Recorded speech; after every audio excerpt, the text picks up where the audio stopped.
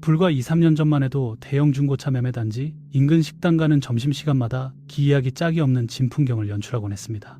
갓 20살이나 됐을 법한 앳된 청년들이 목에는 굵직한 금목걸이를, 손목에는 번쩍이는 롤렉스를 휘감고 서로 밥값을 내겠다며 현금 다발을 식탁 위에 던지던 모습들 말입니다. 그들이 타고 나타난 차량은 고객에게 팔려고 내놓은 매물이 아니었습니다.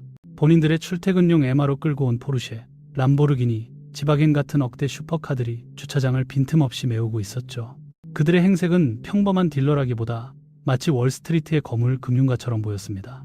사실 그럴만도 했습니다. 당시 중고차 시장은 굴러만 가는 고철 덩어리를 매입해서 주차장에 딱 일주일만 묵혀두면 가격이 저절로 500만원, 1천만원씩 폭등하는 광기의 도가니였으니까요. 고객들은 번호표를 뽑고 대기했고 차 실물을 보기도 전에 계약금부터 쏘겠다고 아우성쳤습니다. 그야말로 숨만 쉬고 있어도 통장에 돈이 꽂히던 탐욕의 시대였습니다. 그러나 2025년 오늘 그 화려했던 매매단지는 거대한 자동차의 공동묘지로 전락했습니다. 주차장에는 뿌옇게 흙먼지를 뒤집어 쓴 벤츠와 BMW들이 주인 잃은 유기견 신세가 되어 빽빽하게 갇혀있고 사무실 우편함에는 뜯지도 않은 채무 독촉장만 터질 듯이 쌓여 있습니다. 롤렉스를 차고 호기롭게 법인카드를 긁어대던 그 청년 딜러들은 지금 다 어디로 증발했을까요? 들리는 소문에는 신용불량자가 되어 빚쟁이를 피해 찜질방을 전전하거나 이미 해외로 야반 도주를 감행했다고 합니다.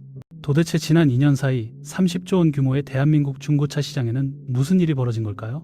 오늘 일산경제학에서는 신차보다 비싼 중고차라는 기현상을 낳았던 탐욕의 거품이 어떻게 터져버렸는지, 그리고 이 거대한 몰락의 소용돌이 속에서 누가 피를 철철 흘리고 있는지 아주 적나라하게 파헤쳐 보겠습니다. 시냇바늘을 잠시 2021년과 2021년으로 되돌려 봅시다. 당시 중고차 시장은 미쳤다는 단어 외에는 설명이 불가능했습니다. 전 세계적인 반도체 공급 대란으로 신차 출고가 1년, 길게는 2년씩 지연되자 기다리다 지친 소비자들이 중고차 시장으로 파도처럼 밀려들었습니다. 소렌토 하이브리드 중고차가 공장에서 막 나온 신차 가격보다 500만 원이나 더 비싸게 거래되는 총극이 벌어졌죠. 경제학 교과서에 나오는 감가상각이라는 단어가 휴지 조각이 되는 순간이었습니다. 자동차는 타면 탈수록 가치가 떨어지는 소비재가 아니라 사두면 가격이 오르는 투자 자산으로 돌변해버린 겁니다. 마치 부동산이나 비트코인처럼 말이죠. 이때 딜러들은 쾌재를 불렀습니다. 물 들어왔을 때 노젓자며 너도 나도 영혼까지 끌어모아 빚을 내 차를 사들였습니다. 어차피 오늘 5천만 원에 사서 내일 6천만 원에 팔 수 있는 확정된 미래가 있었으니까요. 그들에게 빚은 두려움의 대상이 아니라 불을 더 빨리 증식시켜주는 레버리지, 즉 황금 지렛대였습니다. 하지만 그들은 간과했습니다. 그 지렛대가 머지않아 자신들의 숨통을 조이는 교수대가 될 줄은 꿈에도 상상하지 못했던 겁니다. 그 화려했던 파티는 미국 연준의 금리 인상이라는 찬물이 끼얹어지며 처참하게 막을 내립니다. 첫 번째 충격은 소비자, 즉 수요의 실종이었습니다. 여러분, 중고차를 현금 박치기로 차값의 100%를 다 내고 사는 사람이 과연 몇이나 될까요? 거의 없습니다. 대부분 할부 금융을 끼고 구매하죠. 그런데 과거 3, 4%대였던 중고차 할부 금리가 순식간에 10%를 넘기고 신용 등급이 조금만 낮아도 법정 최고 금리인 19.9%까지 치솟았습니다. 3천만 원짜리 그랜저를 사는데 이자만 1천만 원을 토해내야 하는 상황이 온 겁니다. 계산기를 두드려본 소비자들은 지갑을 닫아버렸습니다. 가장 먼저 시장에서 자취를 감춘 건 이른바 카푸어들이었습니다. 월급 250만 원을 받으면서 전액 할부로 벤츠 E에 클래스를 타던 젊은 층들, 그들이 바로 중고차 시장의 가장 큰 큰손이었습니다. 하지만 금리가 2배, 3배 뛰자 매달 내야 할 할부금이 월급을 넘어서는 지경에 이르렀습니다. 그들은 울며 겨자 먹기로 애지중지하던 차를 시장에 던지기 시작했습니다. 사려는 사람은 전멸했는데 팔려는 차만 쏟아져 나오는 상황. 경제학의 기본 원리인 수요와 공급 법칙이 잔혹한 역습을 시작한 겁니다. 가격은 수직 낙하했고 어제 5천만 원 하던 차가 오늘 4천만 원이 되어도 팔리지 않는 공포의 장이 연출되었습니다. 하지만 여러분, 진짜 공포는 단순히 차가 안 팔리는 차원에서 끝나지 않습니다. 지금 벌어지고 있는 일은 단순한 경기 불황이 아닙니다. 이것은 생태계 전체가 무너지는 붕괴입니다. 그 뇌관은 바로 딜러들이 차를 사올 때 썼던 돈, 업계 용어로 재고금융이라 불리는 시한폭탄에 있습니다. 이게 아주 섬뜩한 구조입니다. 보통 영세한 상사의 딜러들은 자기 자본 100%로 차를 매입하지 않습니다. 캐피털사에서 돈을 빌려 차를 사오죠. 쉽게 말해 내가 이 차 팔아서 원금이랑 이자 갚을게, 일단 돈 좀 꺼줘 하고 외상으로 차를 가져오는 겁니다. 이걸 재고금융이라고 합니다. 과거 호황기에는 이게 문제가 안 됐습니다. 차가 한 달이면 팔려 나갔으니까요. 한 달치 이자만 내고 원금 갚고 나면 쏠쏠한 차익이 남았습니다. 근데 지금 상황은 어떻습니까? 차가 6개월, 1년씩 주차장에 박혀 있습니다. 자, 여기서부터 딜러들의 생지옥이 펼쳐집니다. 5천만 원을 빌려서 벤츠를 사왔는데 안 팔리면 매달 이자만 수십만 원씩 깨집니다. 1년이면 이자만 수백만 원이죠. 게다가 매매단지 주차비, 성능점검비, 광택비, 세차비까지 숨만 쉬어도 돈이 줄줄 섭니다. 딜러들은 피가 마릅니다. 손해보고라도 팔자. 그래서 5천만 원에 사온 차를 눈물을 머금고 4,500만 원의 매물을 내놓았습니다. 하지만 여기서 기가 막힌 상황이 펼쳐집니다. 매수자가 나타나 계약금을 걸겠다고 해도 딜러는 차를 넘길 수가 없습니다.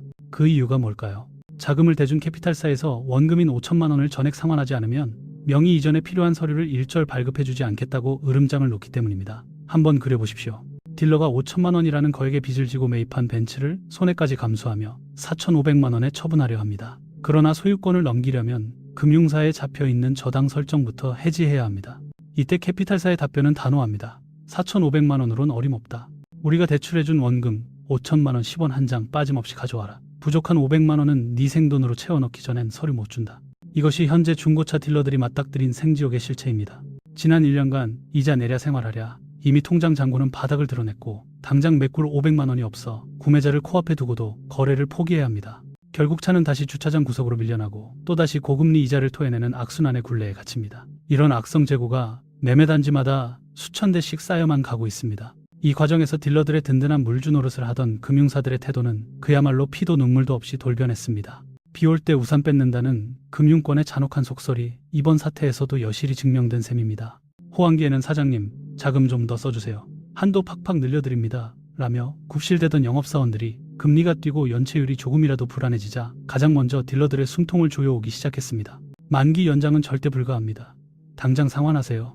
사정이 급하다고 읍소하면 선심 쓰듯 조건을 내겁니다. 정 연장이 필요하시다면 원금의 20%를 먼저 갚으세요. 그래야만 검토해드립니다. 현금 흐름이 막힌 딜러들에게 이는 사실상의 사형 선고나 다름없었습니다. 결국 벼랑 끝에 내몰린 일부 딜러들은 극단적인 선택을 하기도 합니다. 최근 뉴스 사회면을 도배하는 흉흉한 사건들을 기억하십니까? 딜러가 매장에 전시된 동료의 차를 몰래 팔아치우고 잠적하거나 고객이 보낸 차량 대금을 회사 법인 계좌가 아닌 본인의 대포 통장으로 가로챈 뒤 그 길로 비행기에 몸을 싣고 필리핀으로 야반 도주하는 사건들 말입니다. 이는 단순한 개인의 일탈로 치부할 일이 아닙니다. 시스템 전체가 붕괴할 때 터져나오는 파열음입니다. 인천, 수원, 부천 등 화려함을 자랑하던 매매단지의 사무실들이 밤만 되면 불 꺼진 채 정막에 휩싸이는 건 그곳이 더 이상 비즈니스의 장이 아니라 빚쟁이들을 피해 숨죽여 지내는 도피처로 전락했기 때문입니다. 마치 건설사들이 PF 대출을 막지 못해 도미노처럼 쓰러지듯 지금 대한민국 중고차 시장에는 금융위기라는 거대한 해일이 조용하지만 확실하게 밀려오고 있는 겁니다. 이 아비규환의 틈을 타 시장의 판도는 완벽하게 뒤집히고 있습니다. 바로 거대 공룡의 침공입니다. 현대차와 기아가 인증 중고차라는 강력한 무기를 들고 시장에 진입했습니다. 2025년 5월부터는 시장 점유율 규제까지 풀리면서 바야흐로 대기업의 융단 폭격이 시작되었습니다. 과거에는 골목 상권 침해다, 대기업의 횡포다라며 반발하던 여론도 이제는 완전히 등을 돌렸습니다. 그 이유가 무엇일까요? 소비자들이 기존 중고차 시장의 양아치 같은 행태에 신물이 났기 때문입니다. 허위 매물에 낚이고 물에 잠겼던 침수차를 무사고 차량이라 속이는 사기꾼들에게 수십 년간 당해온 소비자들의 분노가 임계점을 넘은 것입니다. 차라리 100만 원, 200만 원 더 얹어주더라도 마음 편하게 현대차에서 사겠다. 적어도 대기업이 구멍가게처럼 사기는 안 치겠지. 이것이 지금 소비자의 솔직한 심정입니다. 대기업은 자금력부터 차원이 다릅니다. 영세 딜러들처럼 재고 금융이자에 벌벌 떨 이유가 없죠. 최첨단 정비센터에서 완벽하게 수리하고 타이어까지 새 것으로 교체해 전용 앱으로 깔끔하게 판매합니다. 결국 시장은 극단적인 양극화의 길을 걸을 것입니다. 막강한 자본으로 투명하게 운영하는 대기업과 그 높은 기준을 따라갈 수 있는 소수의 대형 상사만이 생존할 것입니다. 반면 빚으로 연명하던 영세 딜러들과 소비자를 호구로 알던 사기꾼들은 자연스럽게 그리고 아주 처참하게 도태될 것입니다. 이를 두고 일각에서는 중고차 생태계의 파괴라고 비판하지만 대다수 소비자는 시장의 자정작용이라며 쌍수를 들고 반기고 있습니다. 중고차 시장이 오랫동안 쌓아온 불신의 업보가 부메랑이 되어 그들의 생존을 위협하고 있는 셈입니다. 중고차 시장의 몰락, 이것을 단순히 차파리들이 망하는 남의 얘기로 넘겨선 안 됩니다. 이것은 우리 경제 전체에 울리는 가장 강력하고 섬뜩한 경고음입니다. 빚이라는 달콤한 마약에 취해 감당할 수 없는 소비를 즐기고 자산 가치가 영원히 우상향할 거라 믿었던 거품 경제의 최후가 얼마나 비참한지 중고차 시장이 가장 먼저 그리고 가장 적나라하게 보여주고 있는 것입니다. 지금 주인을 잃고 주차장에 방치된 저 수많은 벤츠와 BMW는 단순한 고철 덩어리가 아닙니다. 탐욕이 휩쓸고 간 자리에 남겨진 차가운 청구서이자 우리 시대 욕망의 비석입니다. 혹시 아직도 중고차 딜러나 한번 해볼까? 한 대 팔면 몇백만 원은 남는다던데라고 생각하시는 분이 계십니까? 아니면 금리 좀 내리면 다시 차 테크나 해볼까? 라며 기회를 엿보고 계십니까? 꿈 깨십시오. 지금 시장은 겨울을 지나 빙하기로 접어들고 있습니다. 다시 봄이 오려면 아주 오랜 인내의 시간이 필요할 것입니다. 아니 어쩌면 우리가 알던 그 눈먼 돈이 굴러다니던 호 시절은 다시는 오지 않을지도 모릅니다. 이제는 빚이 아닌 진짜 실력과 신용이 없으면 단일원도 벌 수 없는 냉혹한 실전의 시대가 도래했으니까요. 오늘 준비한 이야기는 여기까지입니다. 이상으로 여러분의 지갑을 살찌우는 든든한 경제 처방전, 일상 경제학 순서를 모두 마치겠습니다.